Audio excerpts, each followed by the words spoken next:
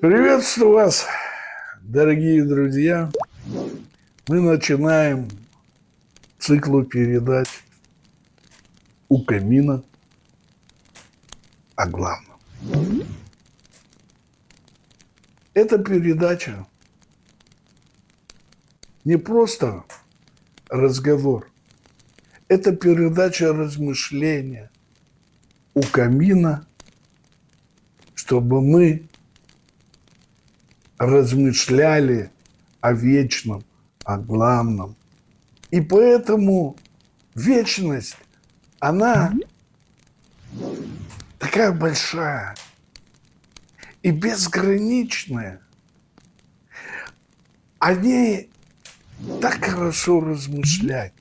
Дорогие друзья, что такое вечность? Классическая философия говорит, что существует вне времени. Я хочу сказать, вечность, она живет в наше сердце, в разуме. Мы часто задумывались о вечном. А что будет, когда мы войдем в эту вечность? И что находится в этой вечности? И что такое вечность? Это жизнь. А жизнь – это Бог. Вечность. Мы смотрим. Все так дивно сотворено. Вы когда-нибудь были в горах? Конечно, были. А на озере, на море видели восход и заход солнца. Как это красиво! Не правда ли? И это все называется как? Вечность. А кто все это создал? Такую красоту. Откуда она пришла? Это вечность. Вы не задавали себе такой вопрос? Я задавал себе такой вопрос. Когда был молодым мальчиком, потом юношей.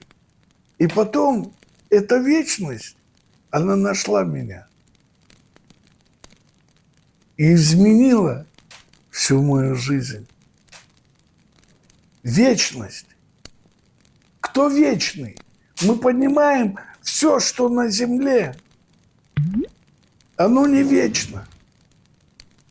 И мы знаем, единственный Бог, который сотворил небо и землю. Он есть вечный Бог. И жизнь вечная. Я хочу прочитать одно место Писания. Я знаю, что у всех есть Библия. Кто размышляет и думает о вечном, у того есть такая книга. Книга о вечности. Дорогой друг, дорогие друзья, если у тебя нету этой вечной книги, приобрети ее, чтобы познавать вечность.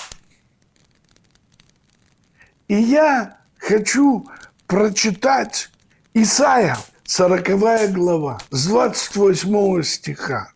Разве ты не знаешь, разве ты не слышал, что вечный Господь, Бог, сотворивший концы земли, не утомляется и не изнемогает?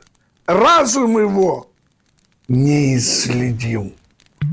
Вот, дорогие друзья, вот кто сотворил небо и землю. Вот Он есть вечный Бог, сотворивший небо и землю. И об этом, дорогие друзья, мы будем говорить в следующей передаче.